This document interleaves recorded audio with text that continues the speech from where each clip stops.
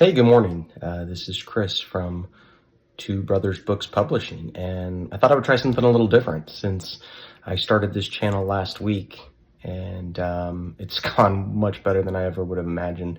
We have over 100 views and 13 subscribers already, and that's pretty amazing. I would kind of launch the channel just to give our books a little more exposure to people, and hopefully people are enjoying it and they just put the video on for their little ones to watch and giggle and laugh and just enjoy and use their imagination. And the first video we did was Chewy's Got Something. It's one of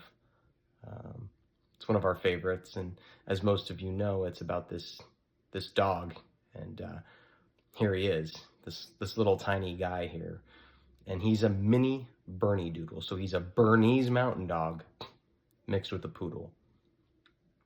So here he is when we picked him up, and just a tiny little guy, right? Just so cute.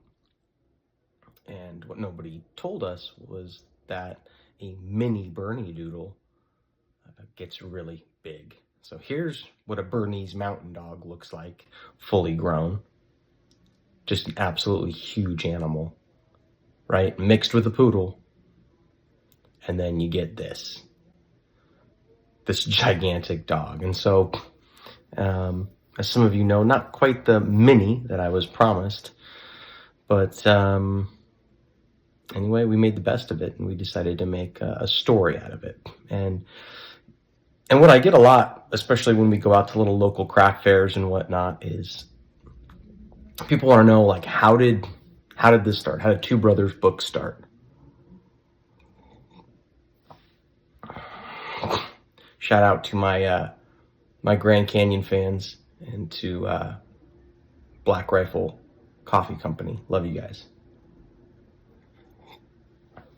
But people want to know how we started, and it's pretty simple. You know, as a young kid, my dad was a storyteller. He was very theatrical, and he liked to tell us stories. And one of the stories he told my sister Allie and I were stories about Charlie the crab, this little crab that lived on an island and just minded his own business and just scurried around and had these fun adventures. And one day, this family of hippos came and invaded his beach, and this just hilarious story of how there was a baby hippo, and the baby hippo jumped into the water and right onto Charlie's little claws. And then the mommy hippo did the same, and then the daddy hippo. And so I remembered these stories from when I was a little guy that my dad told me. And then when we had kids, we had our two boys, of course, naturally, I would tell these stories. And every night they'd want more. And that's what we do as parents. We start making stuff up. And so that's what I started doing, just making up these wild stories, these wild adventures of Charlie. And then as time went on, I would call them the true adventures of Charlie the crab, because of course they're all true. And so that's how it started, this idea, this concept. And it was inspired by my dad. And I remember this was probably about 5 years ago now. I was hanging out with my dad at his house before he passed, and he said, I went to the doctor, and the doctor says I have 5 years to live. It was just kind of one of those moments where you're like, okay. Don't know if Dad's joking or not, because Dad was a jokester. But it was one of those things that was sort of like you know, if there's something I want to do, maybe I need to get after it. And then came the real kicker. And I came home from work one day, and my son, Michael, had drawn, written, illustrated, bound with tape and staples, a 6 or 7 page Charlie the Crab book. But he said, like, Dad, it's not good because I can't draw hippos. I don't know how to draw hippos. So he made it about alligators. And so here they are. And I just looked at these, and I looked at the work he put in one day. In one day, this little guy put together a whole book about Charlie the crab and these alligators, and the alligators going into the water and Charlie snapping them. And I looked at him and I looked at my wife. My wife looked at me and she said, yeah, you got to do this. And so that was our journey. That was our journey of starting the true adventures of Charlie the crab. And anyone that knows me knows I always wanted to be a writer. It was just something I always wanted to do. I went to San Diego State University, shout out Aztecs, and I did as many television and film classes I could before they would just kick me out. And writing is just a passion of mine. It's something I did from a very young age, and that's what I wanted to do. And I remember sitting around at my parents' table with some family and friends, and I was probably somewhere around 22, 23 years old, and they asked, what did I want to do with my life? And I said, I want to be a writer. And I got laughs, and I got, okay, what do you really want to do with your life? And I remember that, and I remember being upset and emotional because I was young, and so, fast forward, nearly 20 years, and I come home and my son had made this Charlie the Crab book, and you can kind of see it up there. I have it framed. It was the motivator, that and my dad telling me he only had 5 years to live. And so we as a family, we sat down and we decided, okay, we're going to launch this. We're going to do this. And so just to tell you a little bit about the journey of storytelling, it was like, where do you start? I have these pictures in my mind, but I'm not a good artist.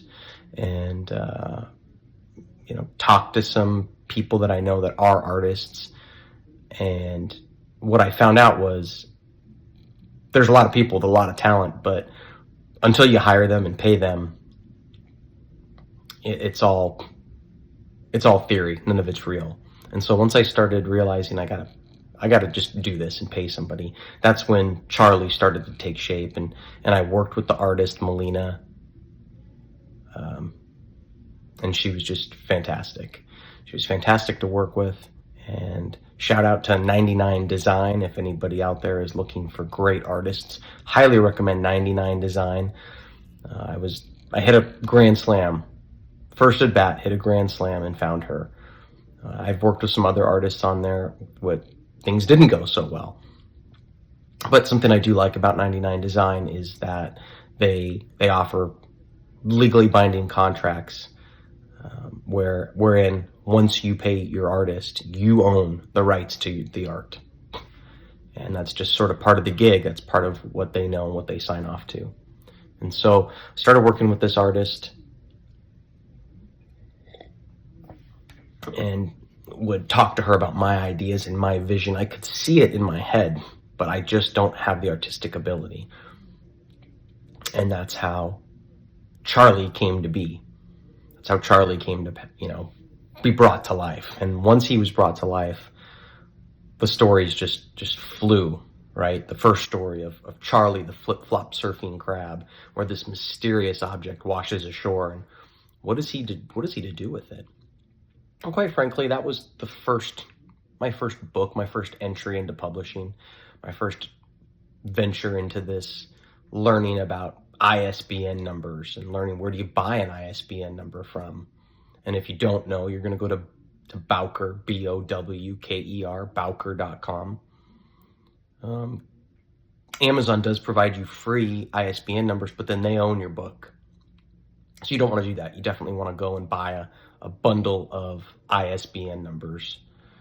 And so I'm learning about ISBN numbers. I'm learning about formatting. I'm learning about how to use Canva. I'm learning how to do all sorts of different things that I never knew about. And it's great. It's a great journey. It's a great way to learn new things, learn new skills. I'm learning how to format, upload it to KDP. And then I'm learning also, can't just upload to KDP. I also upload to Ingram, the Ingram Content Group. That way you can sell to Barnes & Noble and you can sell wholesale. And then throughout the years, I've learned about other methods, other venues, I should say, about selling. Shopify, um, fair.com, trying to partner with flagship.com. And it's just been a really interesting adventure, a true adventure, right? And so we've got the 3 books in the true adventure story. Obviously, book 2 is my dad's book. It was my dad's story, Charlie Meets the Hippo Family. And it's my favorite, and it'll always be my favorite because it was my dad's story.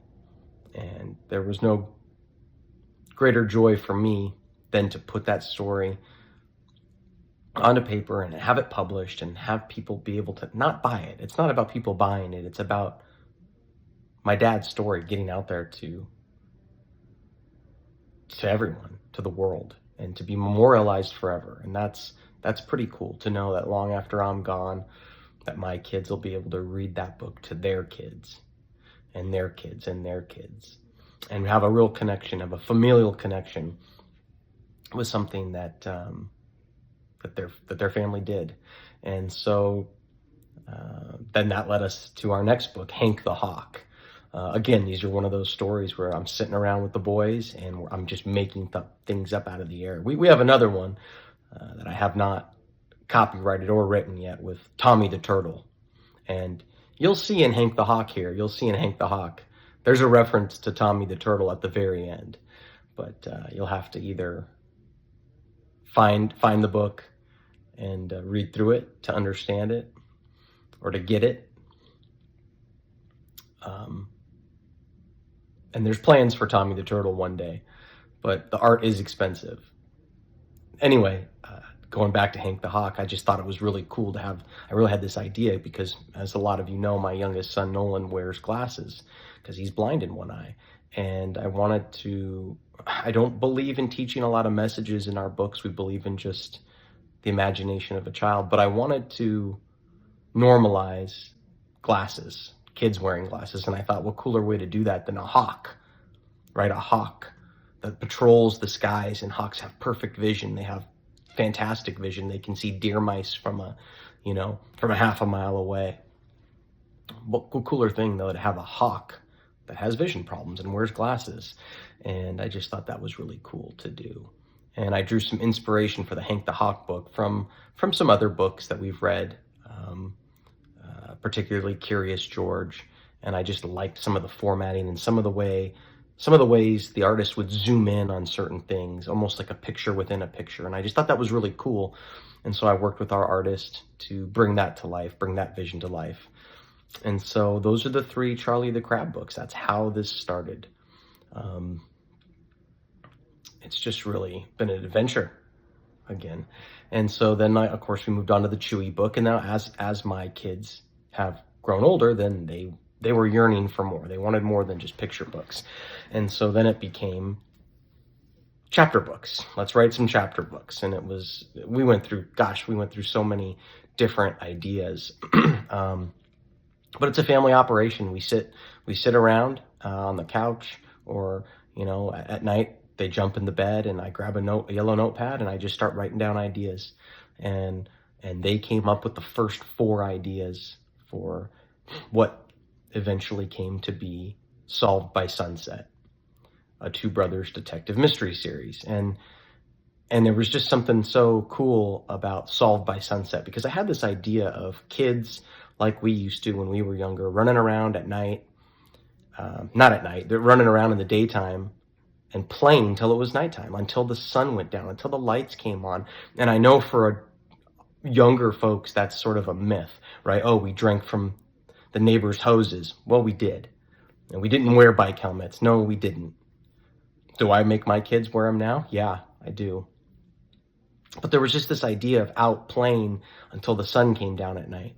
And I just thought there was something so cool about that, something so intriguing about a child's mind where time almost stands still. A day for a kid is like a week for an adult. So much can happen in one day. So many different, interesting, unique things. And I thought that'd be really cool. What if there was a mystery that these kids solve in one day?